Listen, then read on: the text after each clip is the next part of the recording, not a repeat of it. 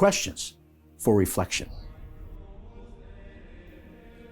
The story of Joseph in the Hebrew Scriptures, the Old Testament, is an example to us of how the Lord can use one good man or woman, totally dedicated to Him and staying faithful even in the face of horrible treatment and adversity, to accomplish His plan. Betrayed by his brothers because they were jealous of him, they intended to kill Joseph. Instead, they sold him into slavery and concocted a story that he had been killed by a wild beast. Joseph ended up in Egypt. But as the account continues, he did not give up. He did not surrender his faith, give into a victim mentality. Instead, Joseph learned how to live in a difficult situation and, relying on the God of Israel, prospered, even eventually rising to power in Egypt. Now, we all have experiences of being betrayed. We're sometimes tempted to give up, perhaps to succumb to seeing ourselves as victims. The story of Joseph invites us to reject victimhood and to true conversion of heart, mind, and lifestyle. The season of Lent is a great opportunity to ponder our own life, our reaction to adversity, and the true strength of our faith in the Lord. Are we carrying out such an examination of conscience during these 40 days? In our responsorial psalm appointed for today's Mass, we hear David singing of the example of Joseph. Feet were weighed down with shackles. His neck was put in irons. In due time his prophecy was fulfilled. The word of Yahweh proved him true. Joseph was a man in a deep relationship with the Lord. He had the spiritual gift of discernment and was often used by the Lord to interpret dreams. Joseph ended up interpreting a significant dream of Pharaoh, the ruler of Egypt. That leads to a relationship of trust between Pharaoh, the oppressor of Israel, and Joseph, the Hebrew slave.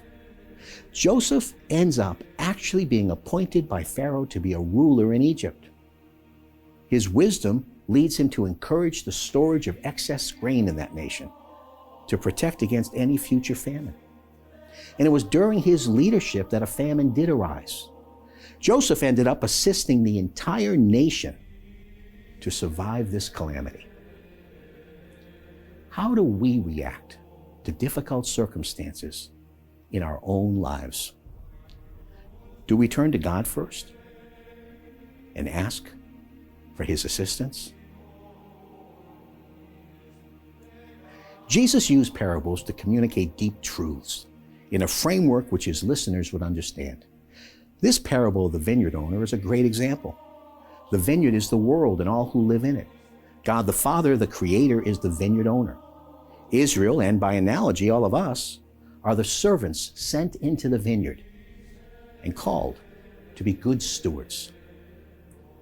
The behavior of those left in charge is caused by their sin. They rejected God's law, His prophets, and His call to stewardship over creation and over the crown of creation, men and women created in the image of God.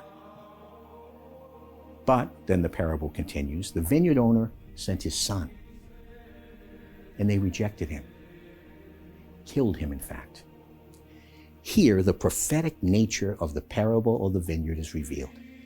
Jesus Christ, the Son of the Father, the Word through whom the entire universe was created, is the Son sent by the vineyard owner. They do not recognize Him. The religious leaders who heard this parable knew they were the ones He was speaking of. Jesus tells them with powerful, prophetic clarity, I tell you then that the kingdom of God will be taken from you and given to a people who will produce its fruit. And we are among those to whom that vineyard has now been entrusted. Through His passion, death, and resurrection, we have been grafted into the vine and made His people. The question for us during these 40 days of Lent is clear. How are we doing with all that has now been entrusted to us? Do we recognize Jesus? Are we being good and faithful stewards of the vineyard of the Lord?